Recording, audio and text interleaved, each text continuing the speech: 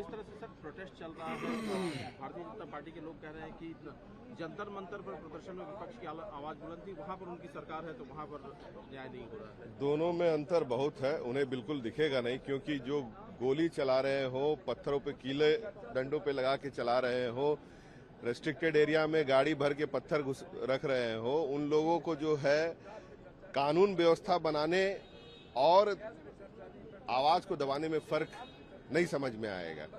दोनों पक्ष की वार्ता जब सरकार ने वार्ता की दरवाजा हमेशा खोल करके रखी है और यही कोशिश है कि शांतिपूर्ण ढंग से जो भी प्रदर्शन है उसमें कहीं कोई व्यवस्था में कहीं कोई दिक्कत नहीं है, लेकिन उस दिन की जो भी चीजें हुई थी वो सबके सामने है और उस आंदोलन को बीजेपी या कहिए कि ऐसे कई लोग उसमें घुस चुके थे, वीडियोस भी आ रहे हैं। अभी वो इन्वेस्टिगेशन का मैटर है कि उस आंदोलन को धूमिल करना चाह रहे थे।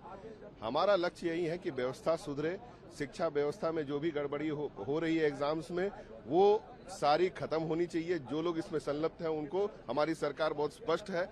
हमारे सीएम साहब ने खुद कहा है कि अगर उसकी आज उनके ऑफिस तक आती है तो वहां तक भी जांच होनी चाहिए। सर, जो प्रोटेस्टर्स हैं उन्होंने मैसिव प्रोटेस्ट का ऐलान किया, उन्होंने कहा कि 25,000-50,000 स्टूडेंट आएंगे। आजाद देश है, प्रोटेस्ट करना अधिकार है, लेकिन जो जेन्युइन डिमांड्स हैं उनको माने भी गए हैं और मानने के साथ ये भी प्रयास किया गया है कि जो फर्दर और जो चीजें हैं वो अंडर इन्वेस्टिगेशन रहेंगी।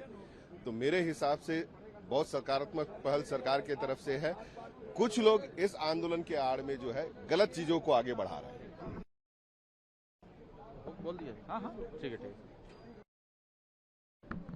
सर, लोकसभा की कार्रवाई लगभग इस सत्र में वॉश आउट हो गई, क्या कहना है? देखिए, उत्तर प्रदेश की धरती बहुत महान धरती है, जहाँ सभी भगवान अवतरित हुए हैं। मर्यादा पुरुषोत्तम प्रभु श्री राम का जन्म अयोध्या जी की धरती पर हुआ और भारतीय जनता पार्टी उनके नाम पर राजनीति करके आस्था से जुड़े हुए मुद्दे का राजनीतिकरण किया और फिर सर्वोच्च न्यायालय के आदेश पर प्रभु श्री राम जी का मंदिर बना।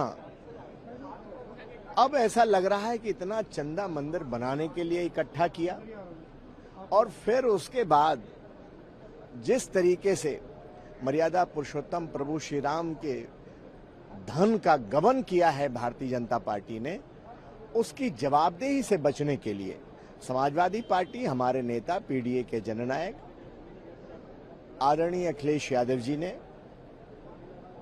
डे 1 से संसद के अंदर मांग की कि जो प्रभु श्री राम के दान पर जो डकैती हुई है, आखिर वो दान का पैसा कहां गया? जनता ने कहा कि बीजेपी के खाते में गया। हम लोग चाहते थे उस पर सदन में चर्चा हो। और भी मुद्दे थे, चाहे यूरिया खाद नहीं मिल पा रही है, डीएपी नहीं मिल पा रही है, चाहे बेरोजगारी का मुद्दा हो, चाहे विद्युत संकट हो उत्तर प्रदेश में।